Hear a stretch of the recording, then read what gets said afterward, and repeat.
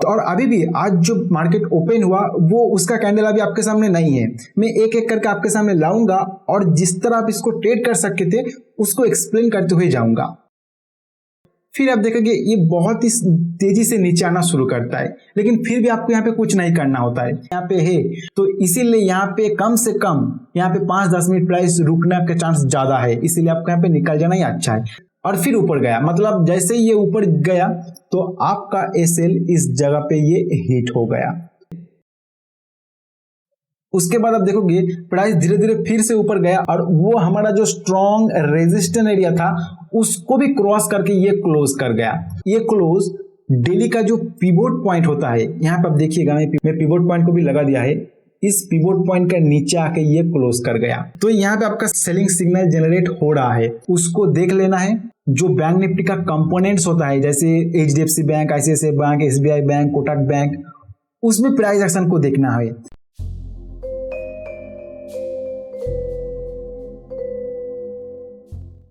तो चलिए देख लेते हैं आज बैंक निफ्टी में जिस तरह का प्राइस एक्शन हुआ है उसके अकॉर्डिंग हम इसमें किस तरह ट्रेड कर सकते थे। तो इसमें मैं आपको लाइव जैसा कैंडल क्रिएट होता है उस एक्सपीरियंस के साथ मैं आपको समझाऊंगा कि किस तरह आप इसको ट्रेड कर सकते थे, और उसके बाद हम इसका वीकली चार्ट में जाएंगे और वीकली चार्ट का प्राइस एक्शन को स्टडी करके देखेंगे नेक्स्ट वीक बैंक निफ्टी का प्राइस एक्शन किस तरह हो सकता है, और इंट्राडे के अंदर आप मॉनडे किस तरह ट्रेड कर सकते हैं उसका वीडियो कल आएगा। तो इस वीडियो को आप जरूर देखना, इसमें आपको प्राइस एक्शन के बारे में बहुत ही अच्छा लर्निंग मिलेगा। तो अगर आपने हमारा कल वाला वीडियो देखे होंगे तो हमारा क्लियर एनालिसिस था कि 44,900 इसके आसपास एक स्ट्रॉन्ग रेजिस्टेंस कल मार्केट को मिल सकता है, मतलब आज मार्केट को मिल सकता है। तो उसी सब सब देखोगे इसी जगह पे बहुत ही स्ट्रॉन्ग ये रेजिस्टेंस फेस किया था आज। तो आज का जो यहाँ पे प्राइस एक्शन हुआ है ये बहुत ही क्रिटिकल प्राइस एक्शन है, इसमें ट्रेड करना इतना आसान नहीं होता है क्योंकि ये कोई डायरेक्शन नहीं था। एक बार ऊपर आया, फिर थोड़ा टाइम बिताया, फिर ये नीचे आ गया। तो इसी के अंदर आप किस तरह ट्रेड कर सकते थे उसको मैं लाइव एग्जांपल जैसे आपको समझाऊंगा अभी। तो उसके लिए मैं पहले इसको 5 मिनट चार्ट में लेके चला जाता हूँ, क्योंकि देखिए जब मार्केट ओपन होता है तब उसी टाइम आपको जो आप सबसे छोटा टाइम फ्रेम यूज करते हो उसमें चला जाना है और उसमें प्राइस एक्शन को देखना होता है। फिर जाके जब कुछ टाइम बीत जाता है, मतलब 2-4 कैंडल बन जाता है, तब आपको थोड़ा बड़े टाइम फ्रेम में आना होता है। तो आपको पता ही होगा कि मैं 30, 50 और 5 मिनट का कॉम्बिनेशन में ट्रेड करता हूँ। तो सबसे छोटा हमारा 5 मिनट है, तो मैं इसको अभी 5 मिनट में कन्वर्ट कर रहा हूँ और उसमें हम देखते हैं कि किस तरह इसको ट्रेड किया जा सकता था। लेकिन उससे पहले मैं इसमें कल का हमारा जो रेजिस्टेंस एरिया था उस रेजिस्टेंस एरिया से एक लाइन खींच देता हूं जो कि 44,900 के आसपास। तो अभी मैं इसको 5 मिनट में कन्वर्ट कर लेता हूं। तो देखिए 5 मिनट में हम आ चुके हैं। तो और अभी भी आज जो मार्केट ओपन हुआ वो उसका कैंडल अभी आपके सामने नहीं है। मैं एक एक करके आपके सामने लाऊंगा और जिस तरह आप इसको ट्रेड कर सकते थे उसको एक्सप्लेन करते हुए जाऊंगा। तो देखिए मार्केट ओपन होता है गैप अप, इस तरह गैप अप ओपन होने के बाद फर्स्ट 5 मिनट कैंडल के अंदर ही हमारा जो रेजिस्टेंस एरिया था उसी के पास आके ये क्लोज कर गया। तो क्या इसमें आपको बाय करना चाहिए था? तो बिल्कुल नहीं, क्योंकि एक स्ट्रॉन्ग रेजिस्टेंस एरिया था और क्योंकि प्राइस शार्पली ऊपर आ रहा है तो इस जगह पे अगर बाय करोगे तो वहां पे आपको फंसने का चांस बहुत ज्यादा है। तो यहाँ पे गैप अप ओपन हुआ और यहाँ से प्राइस ऊपर गया, इतना कैंडल दिखाई दे रहा है, लेकिन हकीकत में ये कैंडल इतना नहीं, यहाँ से ओपन होगा क्योंकि ये जगह था कल का क्लोजिंग प्राइस। तो यहाँ से आपको कैंडल को देखना होगा। तो ये कैंडल इतना लंबा होगा, तो इतना लंबा कैंडल के बाद अगर आप यहाँ पे बाय करते हो तो आपका स्टॉप लॉस रखने का जगह नहीं मिलेगा और जो लोग यहाँ पे कॉल बाय किए होंगे उनको इस जगह पे प्रॉफिट दिखाई दे रहा होगा।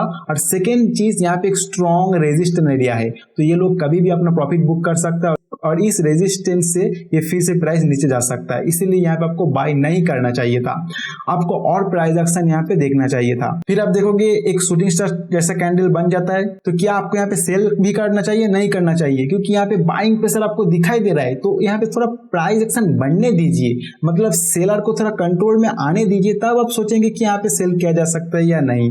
या फिर यहाँ पे थोड़ा प्राइस एक्शन होने के बाद अगर बायर प्राइस को कंट्रोल करना शुरू करता है तब आप सोचेंगे कि यहाँ पे बाय किया जा सकता है या नहीं।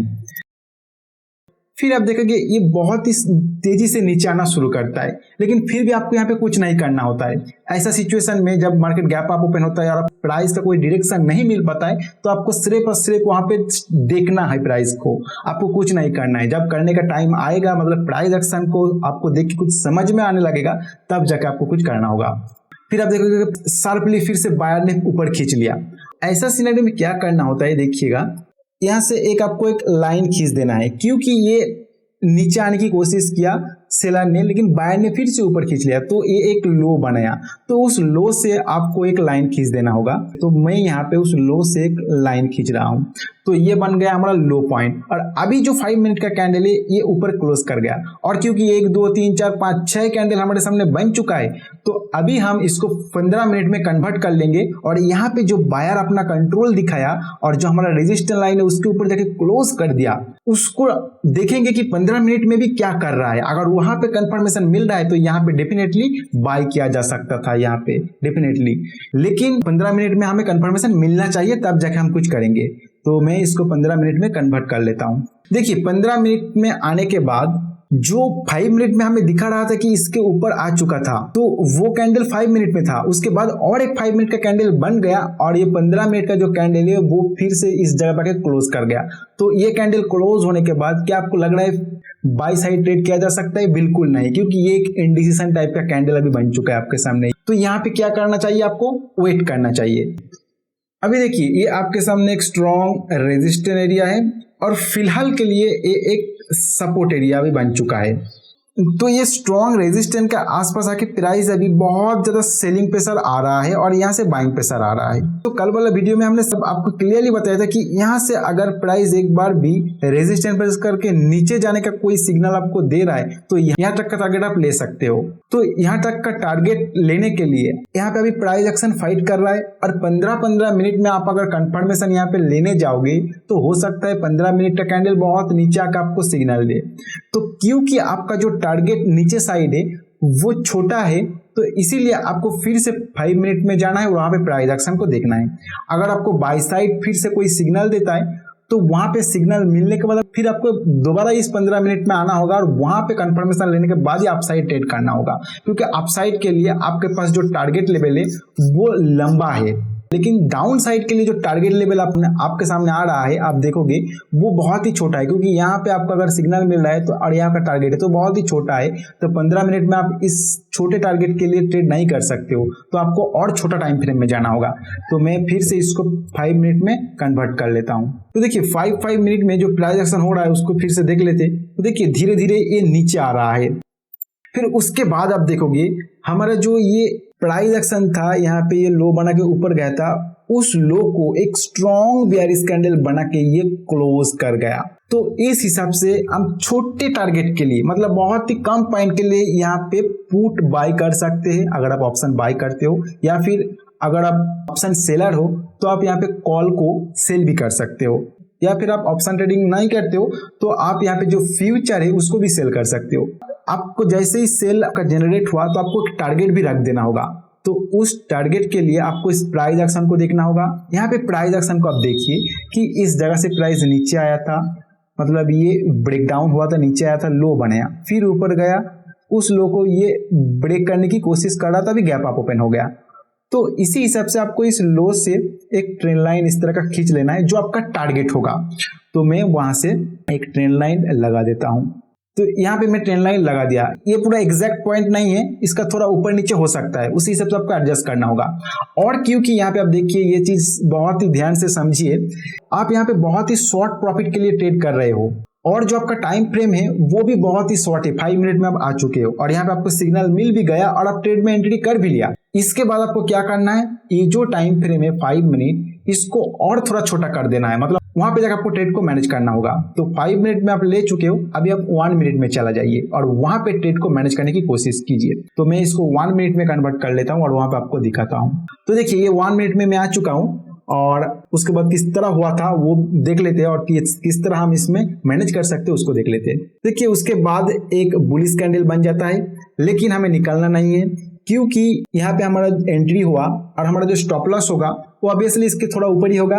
तो जहां से प्राइस को शार्पली नीचे खींचा गया था उस प्राइस पॉइंट के आसपास हमें स्टॉप लॉस रखना होगा। जैसे इस जगह पे आप देखिएगा यहाँ पे ब्रेकआउट हुआ, यहाँ पे मतलब बायर प्राइस को कंट्रोल करना शुरू किया, तो यहाँ से अगर मैं एक ट्रेंड लाइन खींचूंगा इस तरह का, ये कैंडल ने इसको ब्रेक डाउन किया, तो जिस कैंडल ने ब्रेक डाउन किया उसके थोड़ा ऊपर आप अपना एसएल रख सकते हो। तो वहां पे एसएल रख के आपको अभी प्राइस एक्शन को देखना है कि किस तरह प्राइस एक्शन हो रहा है, उसके अकॉर्डिंग आपको एग्जिट करना होगा। फिर आप देखोगे नेक्स्ट कैंडल एक स्ट्रॉन्ग सेलिंग कैंडल बन जाता है।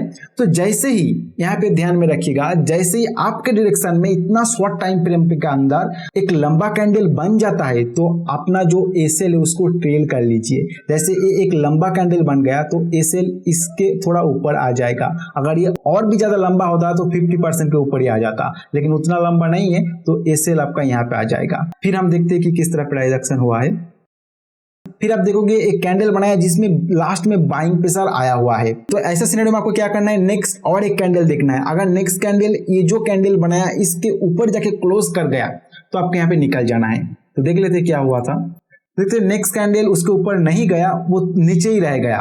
तो अभी आपका जो एसएल है इस जगह पे, इस एसएल को ट्रेल कर लेना है। यहाँ पे जो ब्रेकडाउन हुआ ये कैंडल में, उस ब्रेकडाउन के थोड़ा ऊपर रख देना होगा। अभी देखिए क्योंकि हम बहुत ही शॉर्ट टाइम के लिए ट्रेड कर रहे हैं, यहाँ पे बहुत ही कम प्रॉफिट के लिए यहाँ पे ट्रेड कर रहे हैं और 1 मिनट में जाके ट्रेड कर रहे हैं। तो यहाँ पे जो एसएल है इसको बहुत ही ध्यान से आपको ट्रेल करना होगा, ऐसे ही कहीं पे रख देना नहीं होगा, क्योंकि 1 मिनट में आपका जो एसएल है वो कभी भी हिट हो सकता है। तो इसीलिए आपको इसको बहुत ही ध्यान से ट्रेल करते हुए जाना है। हर एक कैंडल बन जाने के बाद आपको कंसिडर करना होगा कि एसएल को कहाँ पे लगाया जाए। तो फिर हम देखते हैं क्या हुआ था। उसके बाद आप देखोगे हमारा जो यहाँ पे टारगेट पॉइंट है उसके नजदीक ये पहुंच चुका है। अभी आपको क्या करना है, आपका एसएल यहाँ पे है, उस एसएल को अभी जिस कैंडल ने आपका टारगेट तक पहुंच चुका है उसका हाई के आसपास थोड़ा आपको रख देना है। अगर ये लंबा कैंडल होता तो मैं कहता कि 50%, लेकिन ये बहुत लंबा कैंडल नहीं है तो आपको यहाँ पे रख देना होगा। फिर हम देखते हैं कि किस तरह प्राइस एक्शन हुआ। उसके बाद आप देख सकते हो आपका जो टारगेट पॉइंट है उस टारगेट पॉइंट को ये टच करके एक हैमर जैसा कैंडल बनेगा, मतलब यहाँ पे बाइंग प्रेशर आ रहा है। तो यहाँ पे सबसे अच्छा होगा कि आप एग्जिट कर जाइए, क्योंकि आप बहुत ही शॉर्ट टर्म के लिए यहाँ पे ट्रेड कर रहे हो। आपका मेन टाइम फ्रेम है 15 मिनट, वहां पे आपको दिखाई दे रहा है कि एक स्ट्रॉन्ग रेजिस्टेंस एरिया यहाँ पे है। तो इसीलिए यहाँ पे कम से कम यहाँ पे 5-10 मिनट प्राइस रुकने का चांस ज्यादा है, इसीलिए आपको यहाँ पे निकल जाना ही अच्छा है। लेकिन फिर भी अगर आप एसएल को ही फॉलो करते हुए जा रहे हैं तो भी आप यहाँ पे बने रह सकते हो कि आपका एसएल हिट हो जाए तो अभी अब निकलना। तो आपका एसएल तो यहाँ तक आ चुका है। तो फिर देखते हैं किस तरह प्राइस एक्शन हुआ था। फिर ये नीचे आ गया। आपका यहाँ पे रुकने का मतलब आपको यहाँ पे ज्यादा फायदा दिखाई दे रहा है अभी, लेकिन मैं रिकमेंडेड नहीं करूंगा अगर आप बिगिनर हो, क्योंकि आप जो तय कर चुके हो 15 मिनट में उस टारगेट को लेके ही निकल जाइए। अगर इस तरह का फास्ट ट्रेड कर रहे तो आपका जैसे ही इस जगह पे प्राइस क्लोज हुआ तो जो एसएल आपने इस जगह पे रखा था वो एसएल अभी जहां पे आपका टारगेट था उस टारगेट से थोड़ा ऊपर आ जाएगा। फिर आगे देखते हैं कि प्राइस एक्शन में क्या हुआ था। फिर आप देखिएगा छोटा सा बुलिश कैंडल बनता है। तो ऐसा सिनेरियो में आपको वेट करना है, देखना है आगे का प्राइस एक्शन क्या होता है। उसके बाद आप देखिएगा आपका जो टारगेट पॉइंट था और जिस जगह पे आप अपना एसएल को ट्रेल कर चुके हो अभी उसी के आसपास आके क्लोज हो गया, लेकिन अभी तक आपका जो एसएल है उसको हिट नहीं किया। तो आपको यहाँ पे बने रहना है। फिर आप देखोगे फिर से प्राइस नीचे जाने की ट्राई कर रहा है, तो एसएल को यहाँ पे ट्रेल करना है, लेकिन ट्रेल करके आप कहाँ रखोगे, जहां पे आपका है वहीं पे रखना होगा, क्योंकि ये देखिए प्राइस नीचे आया, ऊपर गया, अभी नीचे आने की ट्राई कर रहा है। तो इसी जगह पे आपका एसएल होगा प्राइस एक्शन के हिसाब से, तो आपका एसएल वहीं पे है। तो आपको प्राइस एक्शन और देखना है। फिर आप देखोगे फिर एक छोटा सा बुलिश कैंडल बनाता है और फिर ऊपर गया, मतलब जैसे ही ये ऊपर गया तो आपका एसएल इस जगह पे ये हिट हो गया, मतलब यहाँ पे सेल किए थे और आपका एसएल हिट हो गया, मतलब इतना पॉइंट का आप प्रॉफिट यहाँ पे कमा चुके हो। तो आशा करता हूँ जिस तरह मैं यहाँ पे आपको ट्रेड को मैनेज करके दिखाया आपको कुछ सीखने को मिला। जैसे मैंने सिखाया इसको आप इंप्लीमेंट करने की कोशिश कीजिए, पहले प्रैक्टिस कीजिए फिर इंप्लीमेंट करने की कोशिश कीजिए, आपको बहुत ही फायदा होगा। तो मैं फिर से इसको 15 मिनट में कन्वर्ट कर लेता हूँ और वहां पे और एक ट्रेड आपको मैं दिखाना चाहूंगा। तो यहाँ पे अभी देख सकते हो प्राइस एक शार्प नीचे आया था, फिर एक छोटा सा बुलिश कैंडल बनाया। तो यहाँ पे भी बहुत सारे ट्रेडर फंस सकते थे, क्योंकि ये जो कैंडल बनाया बहुत ही स्ट्रॉन्ग बेयरिश कैंडल, इसको देख के बहुत सारे लोग यहाँ पे सेल किए होंगे, उनको यहाँ पे ट्रैप कर लिया गया। देखिए ऐसा सिनेरियो में क्या होता है, जैसे ही एक स्ट्रॉन्ग बेयरिश कैंडल बन जाता है तो लोगों को लगता है यहाँ से प्राइस और नीचे जाएगा।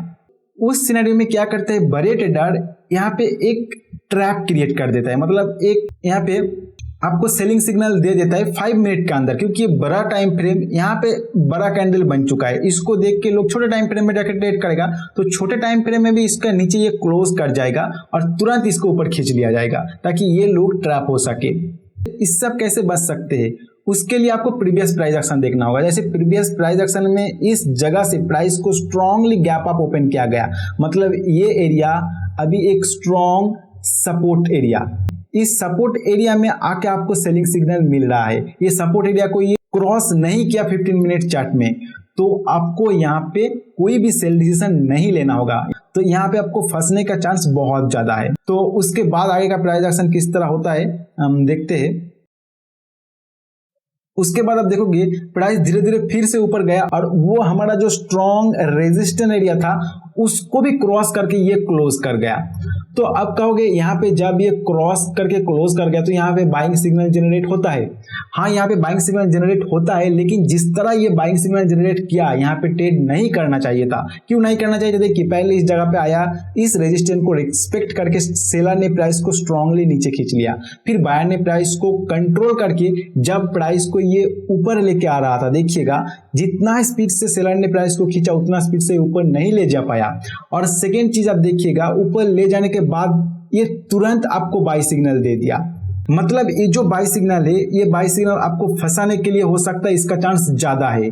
क्योंकि अगर ये जेन्युइन बाई सिग्नल होता तो इस जगह पे थोड़ा फाइट होता बायर और सेलर के बीच में, फिर जब कंट्रोल करके बायर इसको बाइंग सिग्नल दे रहा होता तब यहाँ पे बाय करना चाहिए था। क्योंकि यहाँ पे फाइट करके वो प्राइस को ऊपर ले गया तो वो बायर इसको और ऊपर ले जाने की कोशिश करेगा, लेकिन ये जो बायर स्ट्रांगली ऊपर खींच लिया प्राइस को किसी फाइट के बिना, वो बायर इस जगह पे बाय करके इसको खींच रहा है, तो वहां पे इन लोगों को प्रॉफिट दिखाई दे रहा है। और क्योंकि प्राइस एक रेंज में फंसते हुए हमें दिखाई दे रहा है तो इस जगह पे स्ट्रॉन्ग रेजिस्टेंस लेके फिर से नीचे आ सकता है। तो यहाँ पे जो सिग्नल आपको मिला है ये ट्रैप होने का चांस ज्यादा है, और क्यों ज्यादा है उसका लॉजिक मैंने आपको अभी समझाया। तो इस जगह पे भले ही प्राइस ऊपर चला जाए आपको यहाँ पे ट्रेड नहीं करना चाहिए था। तो फिर हम देखते हैं कि आगे प्राइस एक्शन क्या होता है। फिर आप देखोगे प्राइस थोड़ा नीचे आया, फिर आप देखोगे और नीचे आ रहा है, फिर आप देखोगे फिर से ऊपर जाने की कोशिश कर रहा है, मतलब मार्केट एक चॉपी टाइप का क्रिएट हो गया है। ऐसा सिनेरियो में अगर आप एक बिगिनर लेवल का ट्रेडर हो, आप सीख रहे हो ट्रेडिंग को, ऑब्वियसली अगर आप इस वीडियो को देख रहे हो तो आप एक बिगिनर लेवल का ही ट्रेडर होंगे। अगर आपके पास एक्सपीरियंस है तो आप इस वीडियो को नहीं देख रहे होते। तो इस जगह पे आपको क्या करना है, ऐसा सिनेरियो में आपको ट्रेड नहीं करना है, आपको प्राइस एक्शन को ही देखना, इसके अलावा आप यहाँ पे कुछ नहीं कर सकते। अभी आप देखिएगा यहाँ पे जो प्राइस एक्शन क्रिएट हुआ और अभी एक स्ट्रॉन्ग सेलिंग कैंडल बन गया, तो यहाँ पे क्या किया जा सकता है, यहाँ पे सेल किया जा सकता है, बिल्कुल यहाँ पे सेल किया जा सकता है। क्यों सेल किया जा सकता है मैं आपको अभी यहाँ इसका लॉजिक समझाता हूँ, फिर आगे का बात करता हूँ। देखिए प्राइस इस जगह पे थोड़ा टाइम बिताया, मतलब ये एक स्ट्रॉन्ग रेजिस्टेंस एरिया हमें पहले ही पता है, और उसी स्ट्रॉन्ग रेजिस्टेंस एरिया को ये ब्रेक कर दिया, मतलब यहाँ पे जो लो बनाया उस लो को ये ब्रेक करके क्लोज कर गया। ये फर्स्ट चीज है। सेकेंड चीज आप देखोगे ये जो क्लोज हुआ, ये क्लोज डेली का जो पिवोट पॉइंट होता है, यहाँ पे आप देखिएगा मैं पिवोट पॉइंट को भी लगा दिया है, इस पिवोट पॉइंट का नीचे आके ये क्लोज कर गया। तो यहाँ पे आपका सेलिंग सिग्नल जनरेट हो रहा है, लेकिन यहाँ पे मैं एक आपको बात बताना चाहता हूँ कि अगर आप यहाँ पे सेल करते हो तो आपका स्टॉप लॉस ऑब्वियसली यहाँ पे होगा, तो आपका स्टॉप लॉस पॉइंट इतना हो रहा है, और नीचे का जो आपका स्ट्रॉन्ग रेजिस्टेंस एरिया है वो ये एरिया है प्राइस एक्शन के हिसाब से। तो आपका जितना स्टॉप लॉस हो रहा है उतना ही आपको टारगेट यहाँ पे मिल रहा है। अगर आप बैंक निफ्टी में ही ट्रेड करना चाहते हो तो आप यहाँ पे बिल्कुल ट्रेड कर सकते हो। ट्रेड लेने के बाद आपको 5 मिनट में चला जाना है और वहां पे आपको प्राइस एक्शन के हिसाब से एग्जिट प्लान बनाना है। लेकिन मैं ज्यादा रिकमेंडेशन करूंगा आपको, अगर इस तरह का सिचुएशन बन रहा है, आपको बैंक निफ्टी चार्ट में दिखाई दे रहा है कि यहाँ से सेल सिग्नल जनरेट हो रहा है, तो उस जगह पे आपको क्या करना है, जो टाइम इस जगह पे चल रहा है उसको देख लेना है। जो बैंक निफ्टी का कंपोनेंट्स होता है जैसे HDFC bank, ICICI bank, SBI bank, Kotak bank, उसमें प्राइस एक्शन को देखना है, और उसमें अगर आपको कोई अच्छा सेलिंग सिग्नल मिल रहा है तो उसी में ट्रेड कर लेना है। तो इस जगह का प्राइस एक्शन देख के जो सेलिंग सिग्नल हमें मिला उसको मैं अभी कंपेयर करके आपको दिखाऊंगा कि कौन सा स्टॉक में आपको अच्छा ये सिग्नल मिल रहा था। तो देखिए ये टाइम हुआ 1:15, ये जो 15 मिनट का कैंडल है वहां पे आपको सिग्नल मिला। तो मैं यहाँ पे जो HDFC बैंक है इसको लगा लेता हूँ। तो ये आपके सामने HDFC बैंक का चार्ट है। तो 1:15 यहाँ पे आपको सिग्नल मिला, इस जगह पे आप देखोगे इस जगह पे सिग्नल मिला, तो आपका स्टॉप लॉस कहाँ पे होगा, इस जगह पे ये ब्रेकआउट किया तो ए सेल आपका यहाँ पे होगा। तो आप देखोगे इस जगह पे आपको सेल करने का मौका मिल रहा है, तो आपका जो स्टॉप लॉस है ये भी बहुत लंबा हो रहा है। और टारगेट आप कहाँ तक रख सकते हो इस स्टॉक में, तो उसके लिए आपको प्रीवियस प्राइस एक्शन देखना होगा। और प्रीवियस प्राइस एक्शन के हिसाब से लो था, तो उस लो से आप एक ट्रेंड लाइन खींचोगे तो देख सकते हो यहाँ पे भी जो पिवोट पॉइंट है उसका एक सपोर्ट एरिया है, तो इसी के पास आपका टारगेट होगा। तो आप यहाँ पे सेल करते हो, आपका स्टॉप लॉस यहाँ है, टारगेट इतना है, तो ये स्टॉक भी आपका रिजेक्ट हो जाएगा, इसमें आप ट्रेड नहीं कर सकते हो। फिर आता है ICICI बैंक, उसको हम देख लेते हैं। तो अभी ICICI बैंक का 1:15 यहाँ पे हो रहा है, तो आपका सेल सिग्नल जनरेट इस जगह पे होता है। स्टॉप लॉस कहाँ पे होगा देखिए, यहाँ से ये ब्रेक डाउन किया, तो इस ब्रेक डाउन के थोड़ा ऊपर आप सेल रख सकते हो। तो मतलब आपका सेल सिग्नल जनरेट होता है, यहाँ पे स्टॉप लॉस होता है यहाँ पे। अभी टारगेट कहाँ पे रखना होगा, प्रीवियस प्राइस एक्शन देखना होगा।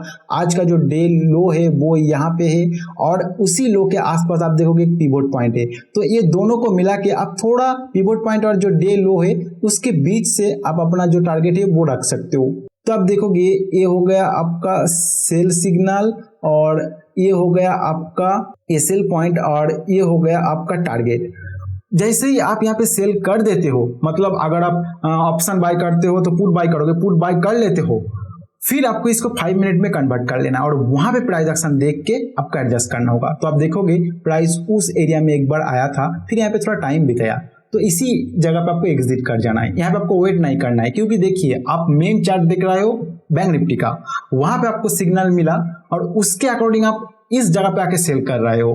तो ऐसा सिनेरियो में क्या करना होता है, जो आप टारगेट फिक्स करते हो जैसे वहां तक पहुंच जाता है वहां पे आपको एग्जिट कर जाना होता है। अगर आप इसी चार्ट को देख के यहीं पे ट्रेड ले रहे होते तो मैं कहता कि यहाँ बने रह सकते, लेकिन क्योंकि आप बैंक निफ्टी का चार्ट को देख के यहाँ पे ट्रेड कर रहे हो तो यहाँ पे आपको एग्जिट कर जाना अच्छा है। तो मैं इस चार्ट को क्लोज कर देता हूँ और फिर से बैंक निफ्टी चार्ट में आ जाता हूँ। और आज जो बैंक निफ्टी क्लोज हुआ इस जगह पे, लेकिन क्लोज होने से पहले आप देखोगे यहाँ पे भी ये थोड़ा टाइम बिताने के बाद एक सेल सिग्नल जनरेट किया 15 मिनट चार्ट में। तो क्या आपको यहाँ पे इस सेल सिग्नल को देख के सेल करना चाहिए था? तो बिल्कुल नहीं, क्योंकि मैंने आपको जो इस जगह पे समझाया वही क्राइटेरिया डाउन साइड के लिए यहाँ पे फुलफिल कर रहा है। जैसे देखिएगा यहाँ पे थोड़ा फाइट हुआ और सेल सिग्नल जनरेट कर दिया यहाँ पे। तो जिस जगह पे ये सेल सिग्नल जनरेट कर रहा है आप देखोगे उस जगह पे एक स्ट्रॉन्ग सपोर्ट एरिया है, और आज का जो डे लो है उसी के आसपास आके ये सेल सिग्नल जनरेट कर रहा है। तो यहाँ पे जो लोग सेल किए होंगे, यहाँ पे जो लोग सेल किए होंगे उनको इस जगह पे प्रॉफिट दिखाई दे रहा है। और सेकेंड चीज, उस जगह पे एक स्ट्रॉन्ग सपोर्ट एरिया है। तो जैसे ही इस जगह पे आके ज्यादा सेल ऑर्डर आने लग जाएगा तो ये लोग क्या करेगा, बाय करके प्रॉफिट बुक करना शुरू करेगा और आप ट्रैप हो सकते हो। तो ऐसा सिनेरियो में आपको क्या करना है, आपको यहाँ पे वेट करना है। अगर प्राइस यहाँ पे चला भी जाता है तो भी आपको देखना है इसमें प्राइस को। अगर प्राइस उसके बाद थोड़ा पुल बैक करता है, फिर कोई सेल सिग्नल जनरेट करता है, तब आप वहां पे सेल कर सकते हो। या फिर इसको क्रॉस करके थोड़ा टाइम बिताने के बाद कोई सेल सिग्नल जनरेट कर रहा है तब आप सेल कर सकते हो, क्योंकि उस जगह पे बायर और सेलर दोनों फाइट किया फिर जाके सेल सिग्नल जनरेट किया। मतलब ये जो सेलर है ये चाह रहा है कि प्राइस और नीचे जाए, तो वो कभी भी आसानी से प्राइस को ऊपर नहीं खींचने देगा। और यहाँ पे प्राइस को आसानी से ऊपर खींच सकता है क्योंकि ये जो सेलर है इनको प्रॉफिट दिखाई दे रहा है, तो वो अपना प्रॉफिट बुक करेगा और यहाँ पे बाइंग ऑर्डर आ सकता है। तो नेक्स्ट डे किस तरह आप ट्रेड कर सकते हो वो मैं अगले वीडियो में बताऊंगा। और जो मैं वीकली चार्ट का एनालिसिस करूंगा बोल रहा था वो भी इस वीडियो में नहीं हो पाएगा क्योंकि इस वीडियो बहुत ही लंबा हो चुका है। तो वो वीकली चार्ट एनालिसिस भी मैं जो डेली एनालिसिस करता हूं उस वीडियो में शामिल कर दूंगा। तो इस वीडियो में फिलहाल इतना ही। अगर वीडियो अच्छा लगा तो लाइक जरूर करना, और इस तरह प्राइस एक्शन को डिकोड करके आपको मैं जो समझा रहा हूं ये अगर आपको अच्छा लग रहा है तो कमेंट सेक्शन में प्लीज प्राइस एक्शन जरूर लिख दीजिएगा। तो इस तरह का वीडियो हम आगे भी बनाते रहेंगे। और वीडियो छोड़ के जाने से पहले अगर वीडियो अच्छा लगा तो एक लाइक जरूर करके जाना, और चैनल को सब्सक्राइब नहीं किया हो तो सब्सक्राइब भी जरूर कर लेना।